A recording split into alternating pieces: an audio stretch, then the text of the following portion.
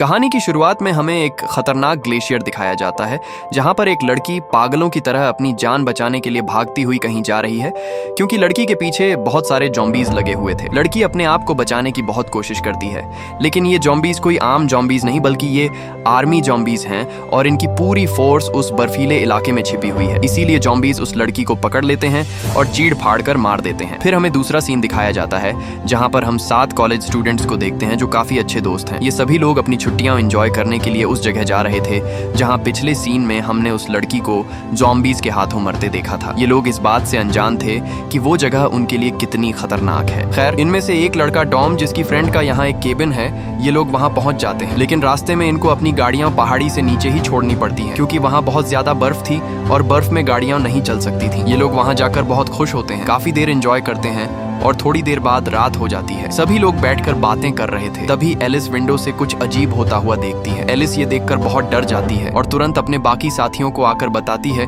कि मैंने वहाँ कुछ अजीब देखा है। पहले तो कोई भी उसकी बात पर यकीन नहीं करता, लेकिन एलिस के बार बार कहने पर सभी वहाँ देखने जाते हैं, लेकिन वहाँ कोई भी नहीं था। तभी वहाँ एक आदमी आता है जिसका नाम डेंजर था। डेंजर उनसे एक कॉफी का कप मांगता है। ये लोग उस आदमी को अंदर ले आते हैं। कुछ देर बैठने के बाद डेंजर उन सभी को उस जगह की डार्क साइड के बारे में बताने लगता है कि ये जगह कितनी खतरनाक है। वो कहता है कि जब वर्ल्ड वॉर 2 हुई थी तब इस जगह पर कुछ अफसरों ने कब्जा कर लिया था। उन सभी अफसरों का हेड कर्नल जोश था, जिसने यहाँ पहले से रहने वाले लोगों पर बहुत जुल्म किया, लेकिन धीरे धीरे लोग उन पर भारी होने लगे और इसलिए एक समय आकर लोगों ने कर्नल जॉर्ज और उसके बाकी सभी ऑफिसर्स को मार दिया। उसके बाद उन लोगों की डेड बॉडीज को चट्टानों से नीचे फेंक दिया गया जो बर्फ में धंस गई। लेकिन मुझे अभी भी यकीन है कि वो मरे नहीं होंगे। मेरी दुआ है कि वो कभी जिंदा ना हो, क्योंकि अगर वो जिंदा हो गए तो वो लोग फिर से यहाँ तबाही मचा देंगे। लेकिन उन सभी फ्रेंड्स को डेंजर की बातों पर बिल्कुल भी यकीन नहीं होता, इसलिए उनमें से एक लड़का रॉय डेंजर की बातों पर हंसने लगता है और कहता है कि हम मेडिकल स्टूडेंट्स हैं, हम इन बातों पर बिल्कुल भी यकीन नहीं रखते। तभी डेंजर को रॉय पर बहुत गुस्सा आ जाता है और वो उसे पकड़कर कहता है, जब तुम्हारी आंतें बाहर निकाल दी जाएंगी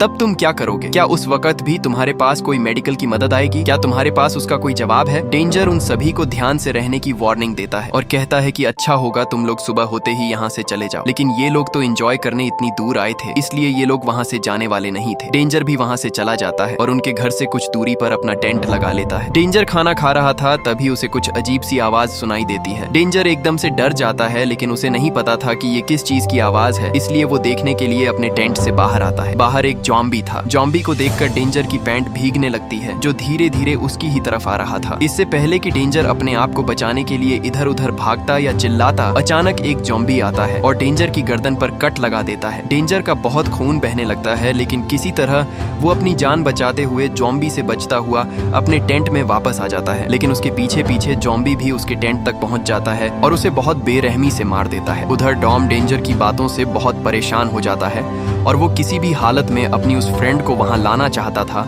जिसके केबिन में ये लोग गए थे। डॉम की दोस्त का नाम सारा था, इसलिए वो फैसला करता है कि वो सारा को ढूंढने जाएगा। वो उन्हें अच्छे से उस इलाके के बारे में गाइड कर सकती है। डॉम अपने सभी दोस्तों से कहता है कि मैं सारा को ढूंढने जा रहा हूँ, अगर कल तक मैं वापस ना आया तो तुम लोग जहाँ हमारी गाड़ियां खड़ी हैं वहां जाकर मेरी मदद को आ जाना। उसके बाद डॉम वहां से चला जाता है, जबकि बाकी सभी लोग दोबारा से बर्फ में एंजॉय करने लगते हैं, क्योंकि अभी तक कोई भी उस डेंजर की बात को सीरियस नहीं ले रहा था। उधर डॉम उस डेंजर के टेंट तक पहुंच जाता है। डॉम को नहीं पता था कि ये उसी डेंजर का टेंट है, इसलिए डॉम टेंट में देखने जाता है। तभी उसे वो डेंजर सामने मरा हुआ दिखाई देता है। डॉम डेंजर की डेड बॉडी देखकर एकदम बहुत ज्यादा डर जाता है। तभी उसे कुछ खून के निशान दिखाई देते हैं, तो वो उनका पीछा करने लगता है। तभी उसका पैर फिसल जाता है और वो एक गहरे गड्ढे में गिरकर बेहोश हो जाता है। उधर केबिन में उन सभी दोस्तों को एक बॉक्स मिलता है। जब ये लोग उस बॉक्स को खोलते हैं तो अंदर देखकर बहुत हैरान हो जाते हैं, क्योंकि बॉक्स सोने से भरा हुआ था। ये वही बॉक्स था जिसके पीछे कर्नल जॉर्ज और उसकी फोर्स यहाँ आई थी। उनकी एक दोस्त क्रिस्ट केबिन के बाहर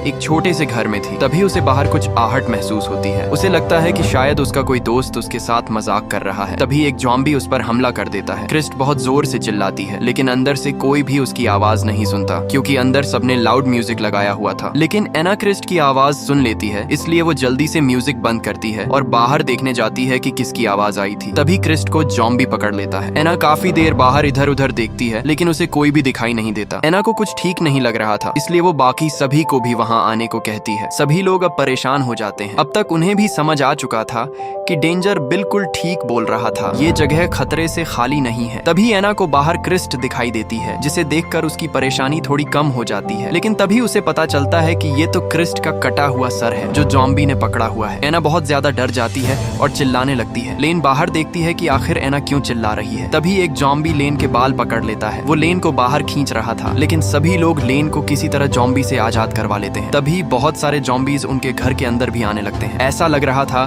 कि जॉम्बीज अभी उन सबको पकड़कर मार देंगे। सभी लोग बहुत ज्यादा डर जाते हैं। एक जॉम्बी बस अंदर आने ही वाला था, तभी एना उस जॉम्बी का हाथ काट देती है, जिससे उन्हें पता चलता है कि ये वही जॉर्ज की फोर्स है जो अब जिंदा हो चुकी है और खतरनाक जॉम्बीज बन चुकी है। अचानक एक जॉम्बी उनके दोस्त जैक पर हमला करता है और उसकी आंखों में उंगलियां डालकर उसका सिर 2 टुकड़ों में बांट देता है। उधर अब तक डॉम को भी होश आ चुका था। वो देखता है कि वो एक गड्ढे में गिरा हुआ था। डॉम वहां से कुछ लकड़ियां उठाकर उन्हें आग लगाकर रोशनी के लिए एक मशाल बना लेता है। तभी उसे पता चलता है कि ये जॉर्ज की फोर्स का एक खुफिया रास्ता है, जहां बहुत सारे ऑफिसर्स के हेलमेट्स और कुछ हथियार पड़े हुए थे। तभी उसे सारा का कटा हुआ सिर भी दिखाई देता है, जिसे देखकर वो बहुत डर जाता है और तुरंत वहां से बाहर निकल आता है। बाहर आते ही एक जॉम्बी उसके सामने खड़ा था, जो डॉम को देखते ही उस पर हमला कर देता है। डॉम भी अपनी जान बचाने के लिए जॉम्बी से मुकाबला करता है, लेकिन तभी बर्फ के नीचे से एक और जॉम्बी बाहर निकल आता है। उधर केबिन में अब 4 दोस्त ही बचे थे, जो प्लान बनाते हैं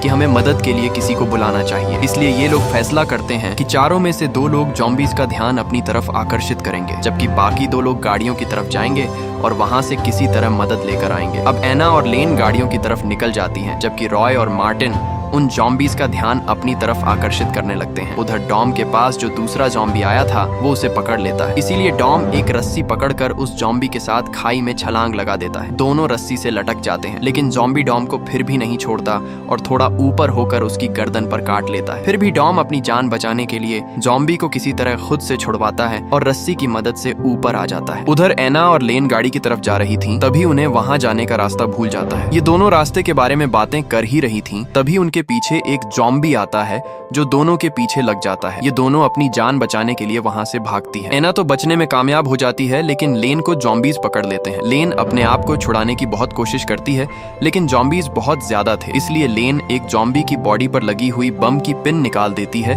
जिससे वहां बहुत बड़ा धमाका होता है और उस ब्लास्ट में आकर बहुत सारे जॉम्बीज मारे जाते हैं। एना ये सब कुछ दूर से देख रही थी। एना किसी तरह वहां से भी भाग आती है, लेकिन आगे बहुत गहरी खाई थी और उसके पीछे जॉम्बीज भी लगे हुए थे। एना के पास अब खाई में कूदने के अलावा दूसरा कोई रास्ता नहीं था, इसलिए वो जोर जोर से बर्फ पर पैर मारती है। जैसे ही एक जॉम्बी उसके करीब आता है, तभी बर्फ टूटती है। एना और जॉम्बी खाई में जा गिरते हैं और गिरते ही बेहोश हो जाते हैं। काफी देर बाद जब एना को होश आता है तो उसके साथ वो जॉम्बी भी बर्फ में फंसा हुआ था, इसलिए एना जल्दी से उस जॉम्बी को मार देती है। अब अपनी फोर्स को मरते हुए देखकर कर्नल जॉर्ज भी वहां आ जाता है। उसे बहुत गुस्सा आता है कि उसके काफी सारे साथी मारे गए, इसलिए वो बाकी सभी से कहता है, जाओ और उन सबको मार दो। उधर डॉम की गर्दन कटी हुई थी, इसलिए वो खुद ही अपनी गर्दन पर पट्टी बांध लेता है और फिर तुरंत अपनी स्नो बाइक पर मशीन गन लगाकर जॉम्बीज को मारने के लिए निकल पड़ता है। उधर रॉय और मार्टिन जॉम्बीज का ध्यान अपनी तरफ कर रहे थे। रॉय एक बोतल में थोड़ा सा पेट्रोल लेकर उसमें आग लगाकर जॉम्बीज की तरफ फेंकने की कोशिश करता है,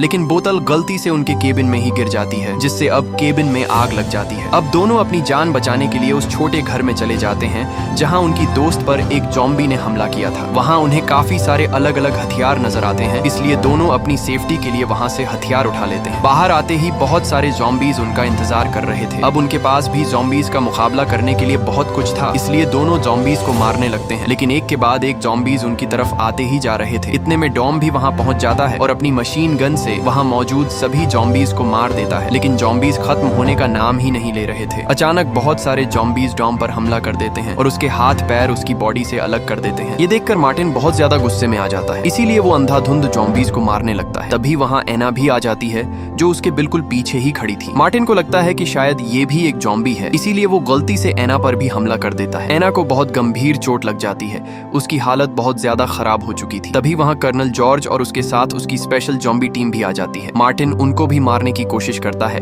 लेकिन एक जॉम्बी उस पर हमला कर देता है। वो उसके हाथ पर काट रहा था, तभी उसे उस डेंगर की बात याद आती है जो मूवी की शुरुआत में उनके पास कॉफी पीने आया था। इसीलिए तुरंत मार्टिन आयरन सॉ से अपनी बांह काट लेता है। बांह काटने के बाद मार्टिन बहुत खुश था, क्योंकि अब वो जॉम्बी नहीं बनेगा। अचानक एक जॉम्बी नीचे से बाहर निकलता है और उसकी टांग भी काट लेता है। मार्टिन खुद को बचाने की बहुत कोशिश करता है, इसीलिए वो जॉम्बी को किक मार मार कर मार देता है। अब तो वहाँ मौजूद सभी जॉम्बीज मारे जा चुके थे, लेकिन कर्नल जॉर्ज अभी भी बचा हुआ था। वो अजीब अजीब डरावनी आवाज निकालता है और उसी समय बर्फ में से बहुत सारे जॉम्बीज दोबारा से बाहर आने लगते हैं और देखते ही देखते अब दोबारा से वहां जॉम्बीज की एक पूरी फोर्स खड़ी हो चुकी थी। मार्टिन और रॉय इतने सारे जॉम्बीज देखकर अब अपनी जान बचाने के लिए वहां से भागते हैं। एक जॉम्बी रॉय पर हमला करता है, इसीलिए वो एक पेड़ से जाकर टकराता है। उसी समय उसके पेट से सारी आंतें बाहर आ जाती हैं। उसके बाद कर्नल जॉर्ज वहां आता है और उसकी पॉकेट से एक घड़ी निकाल लेता है। मार्टिन को समझ आ जाती है क्यों जॉम्बी उसके पीछे लगा हुआ है, इसीलिए वो उसी केबिन की तरफ भागता है जहां ये लोग आए थे। लेकिन वहां जाकर मार्टिन देखता है